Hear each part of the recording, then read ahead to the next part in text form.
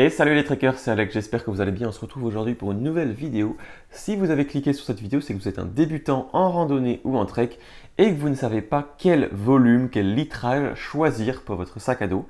Et donc dans cette vidéo, je vais vous éclairer sur ce sujet en vous donnant quelques conseils et surtout en vous faisant poser les bonnes questions pour choisir le bon litrage. Je trouve ça plus intéressant de vous amener à la réflexion avec des questions à se poser plutôt que vous donner directement un litrage qui ne va pas forcément être adapté à votre pratique, à votre expérience, etc. Donc je vais vous donner les bonnes questions à vous poser pour réussir à choisir votre sac. Mais pour conclure quand même, je vous donnerai moi ma grille de sélection en fonction de ces différentes questions et critères de choix.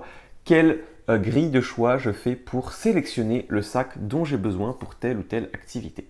Avant de commencer, petit rappel important, le sac est le dernier élément que vous devez acheter lorsque vous faites votre préparation à un trek.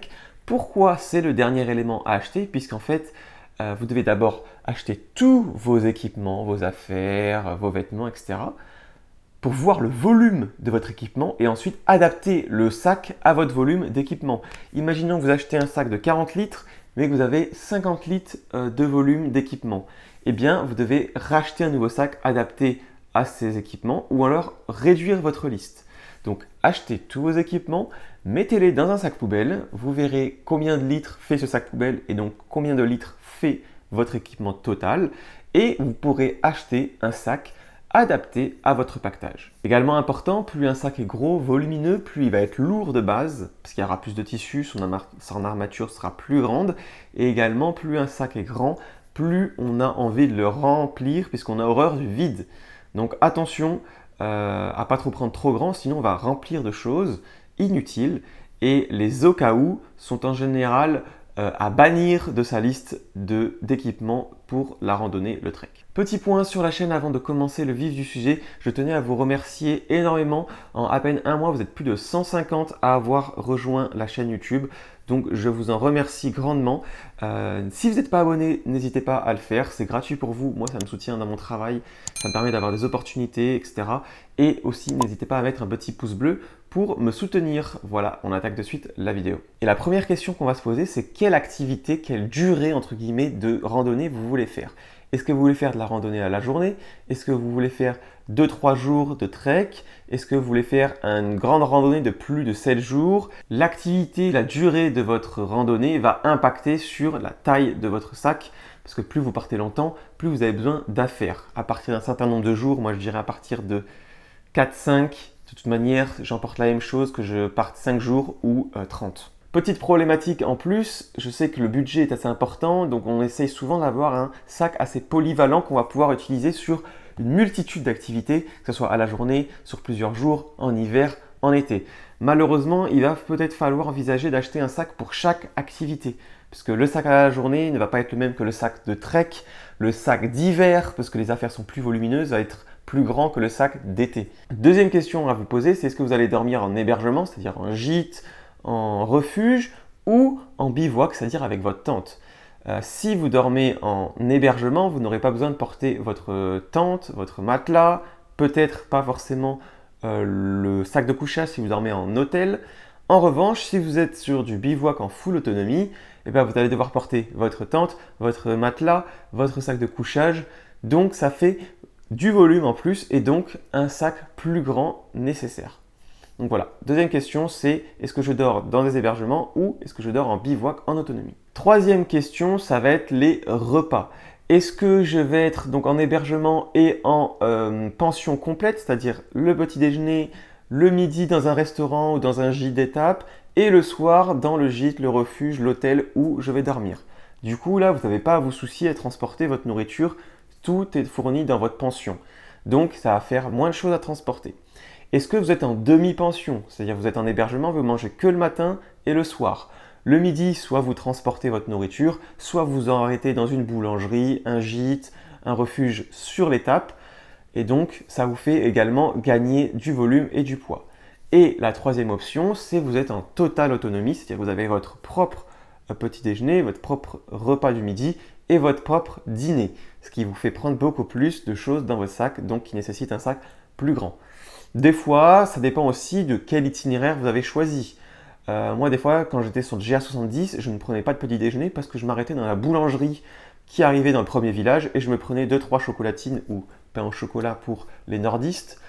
Et voilà. Après, des fois aussi, ça va être le chemin. Est-ce qu'on a besoin de beaucoup d'autonomie ou pas? Le GR70, par exemple, il y a beaucoup de villages. Donc, on n'a pas besoin d'avoir beaucoup de jours d'autonomie. Donc, on peut réduire son sac aussi. Donc voilà, le troisième point, c'était sur les repas, l'autonomie de nourriture, etc. Le quatrième point, ça va être la météo, la période à laquelle vous partez. Est-ce que je pars en hiver, en été, à l'automne ou au printemps?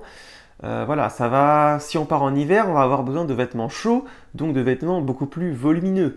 Donc on va avoir besoin d'un sac plus grand. Si on part en été, à l'inverse, un t-shirt, une petite doudoune, un short, quelques affaires de rechange et c'est bon. Et la pluie, bien évidemment. Attention, la pluie, qu'on parte s'il fait beau ou mauvais, on prend toujours des affaires de pluie.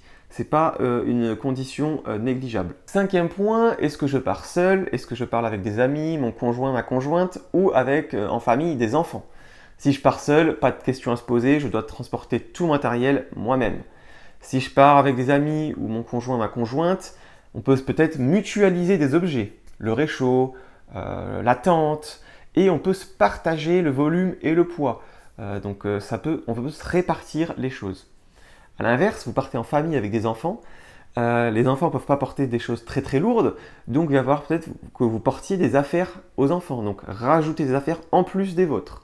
Donc vous voyez, ça c'est un élément important aussi à savoir, quel type de sac j'ai besoin en fonction de avec qui je pars, et quel type de personne, ou seul. Sixième question, un petit peu bonus, est-ce que vous avez besoin d'accessoires? Parce que est-ce que vous êtes photographe par exemple, donc un appareil photo, un trépied, est-ce que vous avez un chien? Du coup, vous avez besoin de transporter ses croquettes, sa gamelle, ou alors peut-être qu'il a, lui, son propre harnais sac à dos. Enfin voilà. Est-ce que vous avez une pratique de la randonnée un petit peu particulière qui fait que vous avez besoin d'accessoires en plus et donc de volume, de place dans votre sac en supplément? En ce qui concerne les accessoires également, est-ce que vous allez avoir des névés? Donc crampons piolés. Attention, quand je parle de névé, de crampons et de piolets, ça ne s'adresse pas à tous les publics. C'est pas parce qu'on a des crampons et un piolet qu'on est en sécurité. Il faut aussi savoir l'utiliser. Donc si vous ne savez pas utiliser un crampon piolet, ne partez pas sur des randonnées qui nécessitent leur utilisation. Formez-vous d'abord et ensuite vous pourrez partir. Le dernier point, le septième et dernier point, c'est en fonction de vos envies, de vos capacités physiques et de votre morphologie. Est-ce que j'ai plus envie d'être confort et plus envie d'être minimaliste, comme moi par exemple? Est-ce que je suis petit en taille ou petite en taille ou léger? Plus on est léger, moins on peut porter de poids, donc forcément le volume va aussi dépendre et est lié au poids. Hein. On peut avoir des choses très volumineuses et légères, mais souvent, plus on a un gros sac, plus il est lourd. Donc faites attention également, on dit 15 à 20% maximum de son poids de corps porté sur le dos. Voilà pour les 7 questions à se poser pour choisir son sac de randonnée. Maintenant, je vais vous donner moi ma grille de sélection que j'ai sur un petit papier et que je vais vous faire apparaître à l'écran avec un joli tableau Excel. Donc la première sélection, c'est à la journée. Moi, j'ai pris entre 10 et 25 litres. Vous voyez, ça c'est mon sac à dos. C'est un sac de trail de 10 litres. Donc c'est pour mon fast hiking. Le fast hiking, c'est la randonnée rapide, c'est-à-dire je monte au sommet, je mange vite fait et je redescends. C'est souvent quand je pars seul, pas avec des amis, ou c'est vraiment plus opté sport. Donc voilà, là j'ai une dizaine de litres à peu près, et ça me suffit pour mes randos à la journée. Là j'ai un autre type de sac à la journée, 30 litres, il est nouveau d'ailleurs. Ça va être plus si j'ai avec des amis ou un groupe qui n'est pas forcément très rapide et que j'ai envie aussi de profiter de l'instant, d'amener un gros pique-nique, une veste de pluie, parce que peut-être pour l'hiver aussi à la journée. Là, en hiver à la journée, ça ne va pas être adapté. Hiver à la journée, un plus gros sac pour la veste imperméable, la doudoune, la polaire, peut-être des chaussettes de rechange, enfin, je dis des exemples. Donc, un sac à la journée, un petit peu plus gros, entre 10 et 20-30 litres. Deuxième catégorie, c'est pour une randonnée de 2, 3, 4 jours, de 2 à 4 jours on va dire. Et là, j'ai découpé en 3 catégories à l'intérieur de celle-ci. La première, vous êtes 100% en refuge, que ce soit pour l'hébergement et la nourriture. Donc là, je vous préconise un sac de 20 à 30 litres. Ensuite, si vous êtes les nuits en refuge, mais la nourriture en autonomie, là peut-être de 30 à 40 litres. Et si vous êtes 100% autonome pour un trek de 2 à 4 jours, partir sur un 40 à 50 litres. Parce que vous aurez la tente, etc. Et la troisième catégorie, c'est pour les treks de plus de 4-5 jours. Et là, également 3 sous-catégories.